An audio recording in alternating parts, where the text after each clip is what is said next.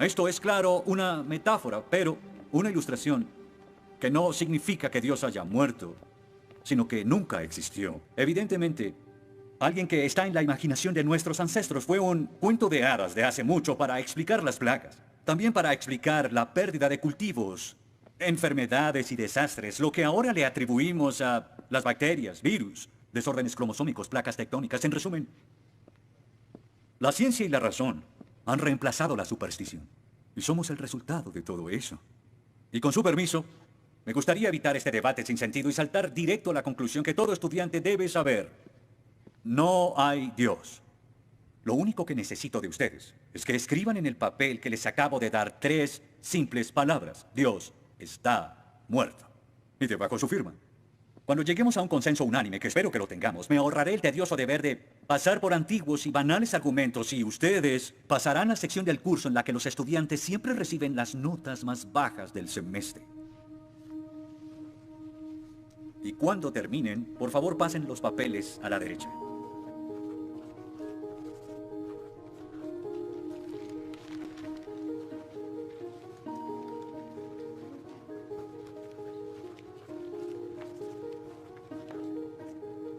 Gracias.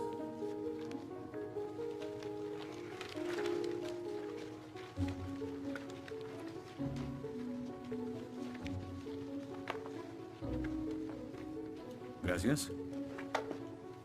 Oh, una D minúscula.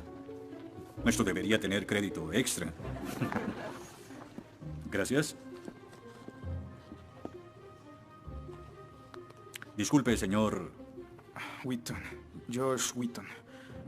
Señor Wheaton, ¿le pasa algo? No puedo hacer esto. No puedo hacer lo que pide, soy cristiano.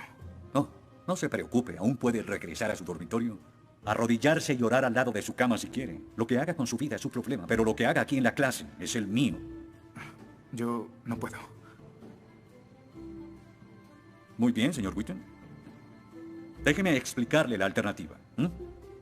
Si no puede admitir que Dios está muerto para el propósito de esta clase, entonces tendrá que defender la antítesis de que Dios no está muerto y será enfrente de la clase, en el atril.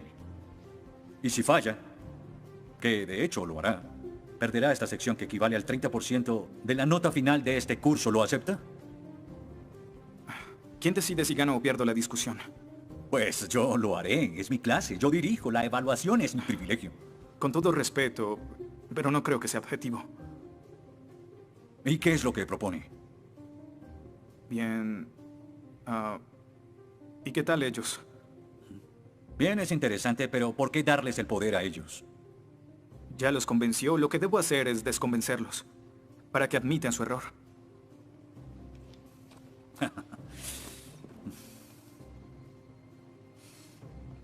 Bien. Señor Wheaton, tendrá 3 sesiones los últimos 20 minutos de las próximas 3 clases para que exponga su punto. Le prometo que haré las menores interrupciones posibles. Puede pedir lo que quiera en la clase, pero no le daré más tiempo. Claro, será responsable con las otras tareas de la clase. Pero puede cambiar de opinión y traer la hoja firmada. La próxima clase y seguiremos como si nada hubiera pasado. Y con eso, como lo había dicho antes, le daré la palabra al señor Wheaton, quien presentará su caso a favor de un dictador supremo celestial, también conocido como Dios. Señor Wheaton, ¿está listo? El atrio es suyo.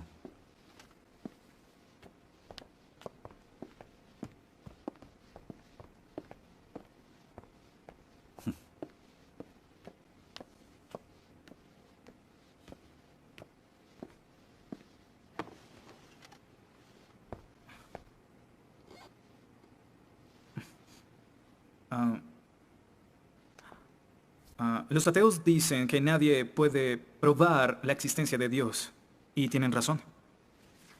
Pero yo digo que nadie puede refutar que Dios existe.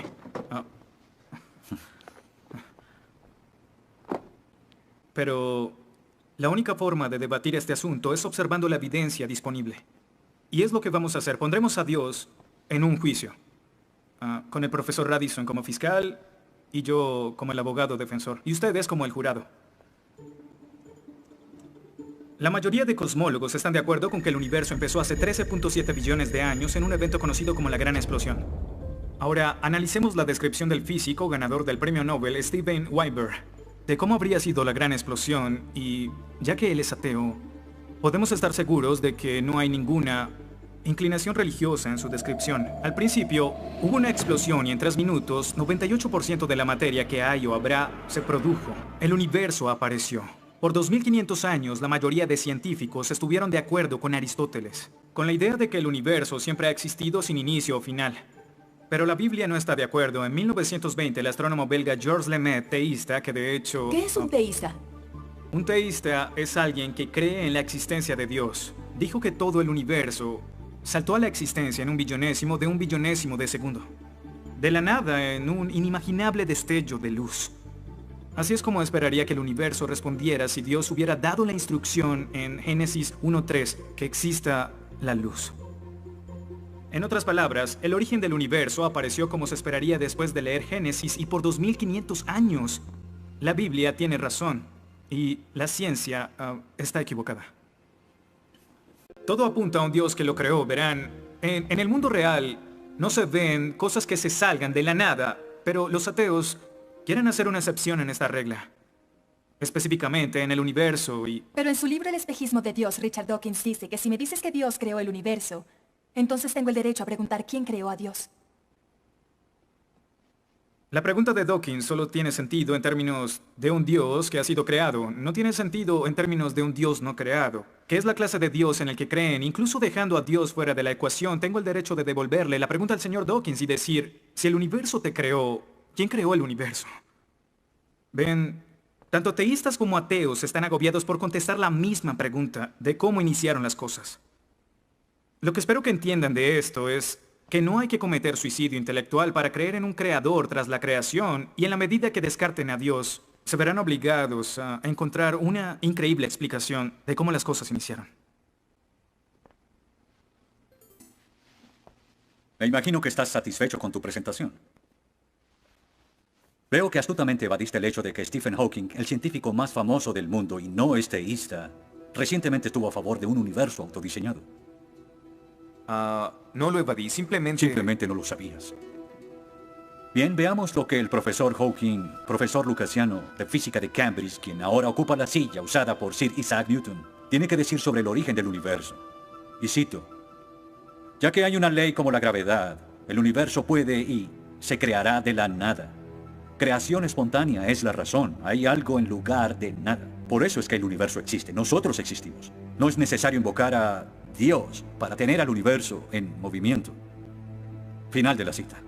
Nunca ibas a mencionar su comentario, pero su opinión se mantiene. ¿Qué respondes?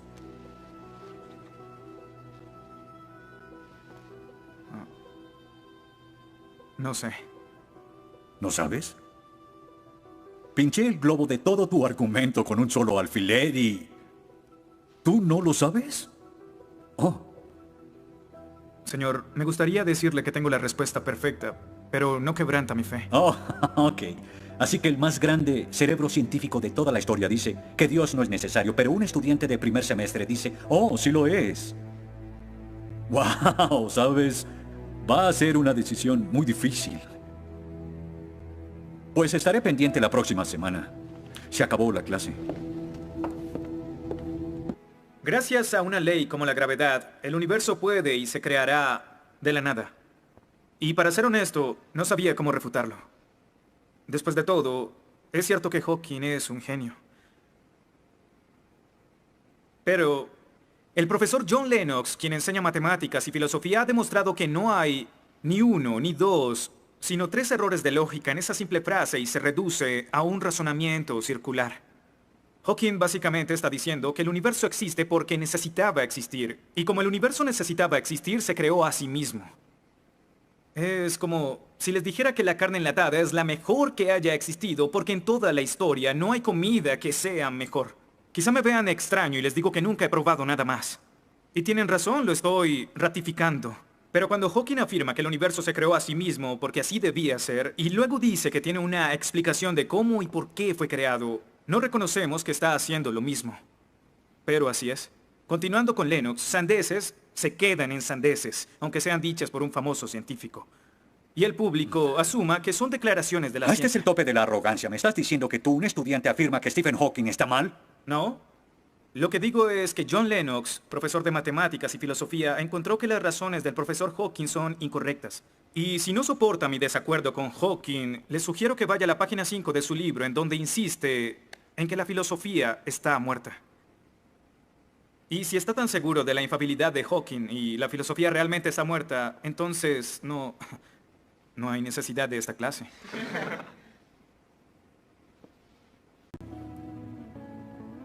Damas y caballeros del jurado, desde hace 150 años los darwinistas han dicho que Dios es innecesario para explicar la existencia del hombre y que la evolución reemplaza a Dios. Pero la evolución solo nos dice lo que sucede una vez que se tiene vida. Así que, ¿de dónde viene ese algo que tiene vida? Darwin nunca lo dijo, quizás supuso que un rayo cayó en una piscina con los químicos correctos. Lotería, un ser vivo. Pero no es tan simple. Verán, Darwin afirma que el ancestro de todas las cosas vivientes vino de una sola cosa. Un organismo simple que se reprodujo y se modificó con el tiempo en una forma de vida más compleja. Por eso es que después de contemplar su propia teoría, Darwin pronunció su famosa declaración: Natura non fucking saltum, lo que significa: la naturaleza no salta. Y como el famoso autor Lee Strobel dijo, si puedes imaginar los 3.8 billones de años que los científicos dicen que la vida ha estado entre nosotros en un día de 24 horas, en el espacio de 90 segundos, la mayoría de grupos de animales de repente aparecieron en las formas que actualmente tienen. No como Darwin predijo, sino en términos de evolución, casi instantáneamente. Así que, la naturaleza no salta, se convierte en la naturaleza dio un gran salto. ¿Cómo los teístas explican tanta información biológica? Y Dios dijo, que las aguas se llenen de seres vivientes y que vuelen aves sobre la tierra en la expansión de los cielos. Dios creó los monstruos marinos, los diversos seres vivientes que llenan las aguas y todas las especies de aves. Y Dios vio que esto era bueno. Génesis 1:20. En otras palabras, la creación sucedió porque Dios lo dijo. Y lo que parece para nosotros un proceso oscuro sin guía, pudo realmente ser controlado de principio a fin. Se dice que el mal es el arma más potente del ateísmo contra la fe cristiana. Después de todo, la existencia del mal nos lleva a una pregunta. ¿Y si Dios es tan bueno y tan poderoso, por qué permite que el mal exista? La respuesta a esto es muy simple. Libre albedrío. Dios permite que el mal exista por el libre albedrío. Desde el punto de vista cristiano, Dios tolera el mal en este mundo por un tiempo, para que un día todos los que eligieron amarlo estén con Él en el cielo, apartados del mal, pero con el libre albedrío intacto. En otras palabras, la intención de Dios con el mal es destruirlo un día. Oh, qué conveniente. Un día me desharé de todo el mal del mundo, pero hasta ese momento tendrán que lidiar con las guerras, holocaustos, tsunamis, pobreza, hambruna y sida. Que se diviertan. Luego nos enseñará sobre el absolutismo moral. ¿Pero por qué no? El profesor Radisson, quien claramente es ateo, no cree en absolutismo moral, pero en su programa dice que planea hacernos un examen en la última semana. Apuesto a que si consigo una A en el examen haciendo trampa, inmediatamente empezará a sonar como un cristiano, insistiendo que está mal hacerlo. ¿Y qué base tendría él? Si el propósito de mis acciones es lograr el éxito, entonces, ¿por qué no podría hacerlo? Para los cristianos, el punto de la moralidad, lo que constituye lo bueno y lo malo, es una línea directa que nos conduce hacia Dios. Oh, ¿estás diciendo que necesitamos a Dios para ser morales? ¿Que una moral atea no es posible? No, pero sin Dios no hay una razón para ser moral. No habría un estándar para el comportamiento moral. Para los cristianos, mentir, robar, hacer trampa en un examen para lograr una calificación que no merezco está prohibido. Pero si Dios no existiera, según Dostoyevsky, este es el punto. Ahora, si Dios no existe, entonces todo es permitido. Y no solo es permitido, sino sin sentido. Si el profesor Radisson tiene razón, entonces nuestra lucha, nuestro debate, lo que decidamos aquí no tiene sentido. Nuestras vidas, nuestras muertes no serán diferentes a las de un pez dorado. Oh, qué ridiculez. Después de toda tu charla, ¿quieres decir que solo hay una opción? Creer o no creer. Así es. Eso es todo. De eso se trata todo. La diferencia entre su posición y la mía es que usted les quitó su elección. Les exigió que eligieran la casilla marcada con no creo. Sí, porque quiero liberarlos. Porque la religión es como un virus mental que los padres han heredado a sus hijos. Y el cristianismo es el peor de todos. Lentamente se mete en tu vida cuando estás débil, enfermo o indefenso. ¿La religión es una enfermedad? Sí. Sí, infecta todo. Es la enemiga de la razón. ¿Razón? Profesor, usted dejó la razón hace mucho tiempo. Lo que nos está enseñando aquí no es filosofía, ni siquiera es ateísmo. Lo que nos está enseñando aquí es antiteísmo. No es suficiente. Necesita que todos no creamos como usted. ¿Por qué no admites la verdad? ¿Quieres enredarlos en tu primitiva superstición? Lo que quiero es que tomen su propia decisión. Eso es lo que Dios No quiere. sabes cuánto voy a disfrutar reprobándote. Pero ¿a quién realmente quiere reprobar, profesor? ¿A mí? ¿O a Dios?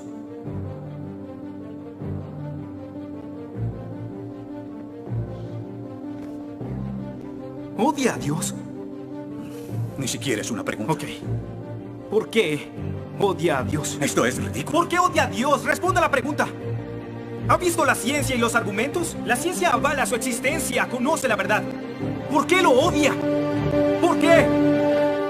Esta es una pregunta simple, profesor. ¿Por qué odia a Dios? Porque Él me quitó todo lo que era importante para mí. Sí, yo odio a Dios. Todo lo que siento por Él es odio.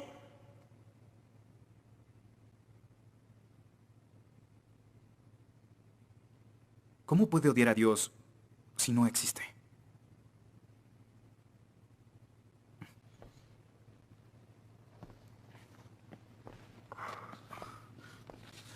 No probaste nada. Quizá no. Ellos deben elegir.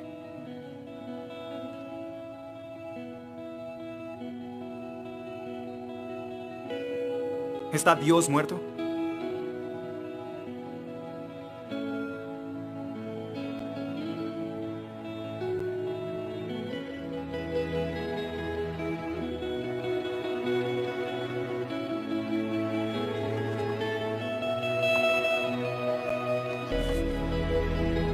Dios no está muerto. Dios no está muerto. Dios no está muerto. Dios no está muerto. Dios no está muerto. Dios no está muerto. Dios no está muerto. Dios no está muerto. Dios no está muerto.